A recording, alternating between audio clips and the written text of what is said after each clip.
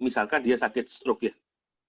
Sakit stroke, minum suplemen SOP, butuh waktu sembuh, sehat 3 bulan.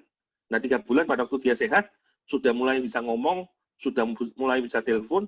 Nah, pertanyaan saya, pada waktu dia sudah kondisi sehat, dia pasti akan cerita ke siapa, teman-teman? Jawabannya dia pasti akan cerita ke orang yang sama persis kondisinya seperti dia. Jadi dia pasti akan cerita kemana? Ke orang-orang yang sakit juga, ya kan? Nah, si A ini kebetulan dapat orang yang sakit, si B. Si B juga sakit, misalkan ada kondisi stroke juga. Nah, pertanyaan saya, si B juga perlu waktu untuk sehat. Mungkin dia beda karena badannya beda ya. Dia butuh waktu 4 bulan sampai 5 bulan.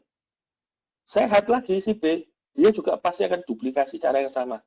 Sakit akan duplikasi cari orang yang sakit. Seterusnya, teman-teman.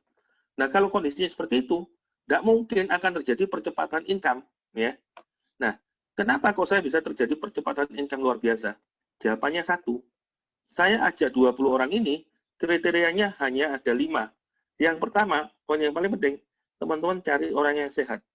Ini kriteria pertama. Kriteria kedua, cari orang-orang yang suka duit, doyan duit.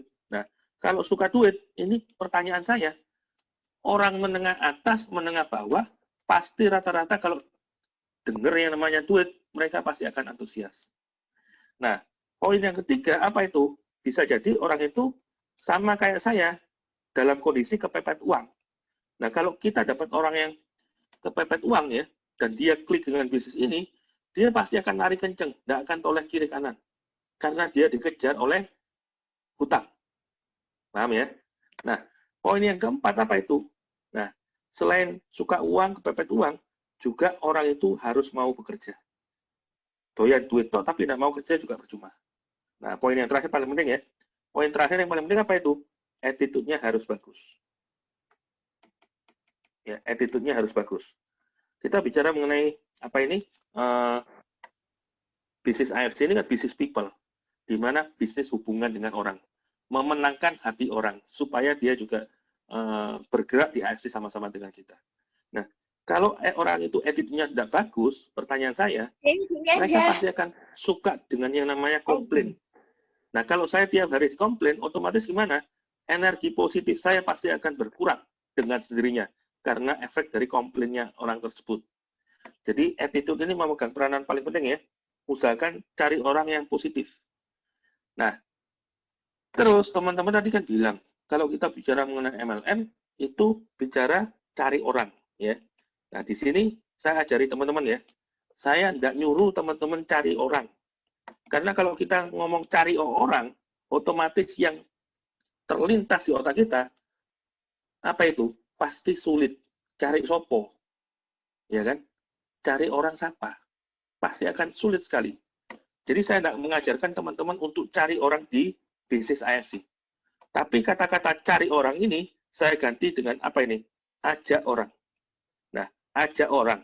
Ajak orang untuk apa? Ajak orang untuk sehat, dan ajak orang untuk sembuh. Kok sembuh? Sukses. Nah, pertanyaannya, apa bedanya cari sama ajak? Beda. Contoh, saya punya anak usia 5 tahun. Anak saya mungkin sakit ya. Nah, pada waktu anak sakit, kita sebagai orang tua, pasti akan nge-push supaya anak itu sehat. Ya kan? Nah, demikian pula pada waktu teman-teman cerita, ya, ngajak orang supaya orang itu sehat, kita tahu orang itu, calon customer kita, kondisi sakit. Anggap calon customer ini sebagai anak saya. Anggap calon customer ini sebagai saudara saya, di mana saya punya kepentingan untuk orang itu supaya sehat. Maka pada waktu saya presentasi ke orang itu, saya akan mengeluarkan potensi saya, kemampuan saya, semaksimal mungkin, powerful, untuk apa? Untuk supaya orang itu closing. Jadi power closingnya bukan lagi di tangan orang itu, tapi power closingnya ada di siapa? Ada di saya. Karena saya kepingin orang itu sembuh, karena saya kepingin orang itu sehat, karena saya tahu pada waktu orang itu konsumsi produk kita, orang itu pasti akan terberkati sehat, gitu loh. Jadi beda ya. Demikian pula pada waktu teman-teman ajak orang untuk sukses, sama tujuan kita untuk mengajak mereka diberkati secara finansial, karena kita tahu kondisinya dia lagi butuh uang. Saya, leader saya, sudah diberkati di AFC. Saya tahu bisnis AFC luar biasa keren dan bisa bantu banyak orang. Berarti tujuan kita datang ke orang untuk presentasi bisnis, itu tujuannya adalah untuk menyadarkan bahwa di AFC ini ada peluang penghasilan yang luar biasa besar. Gitu loh. Jadi kita datang konsepnya bukan untuk apa? Bukan untuk ambil uangnya orang itu. Bukan untuk jualan barang ke orang itu. Bukan untuk dapat komisi dari orang itu. Tapi tujuan kita datang ke mereka apa itu? Tujuan kita datang untuk menyadarkan bahwa dengan konsumsi produk ini, dia bisa sehat. Dengan join di bisnis ini, dia bisa terberkati. Jadi pertanyaan saya, ngajak 20 orang itu gampang atau sulit? Ya jawabannya adalah gampang. Berarti orang yang diajak siapa? Ya 20 orang yang ada di terdekat dengan saya. Ya kan? Kalau kita ingin sukses ya orang terdekat di saya, ya pasti saya akan ajak. Saya 20 orang ini, saya juga orang-orang yang ada di sekitar saya loh. Saya tidak ngajak orang-orang yang tidak kenal. Saya ngajak orang-orang di sekitar saya.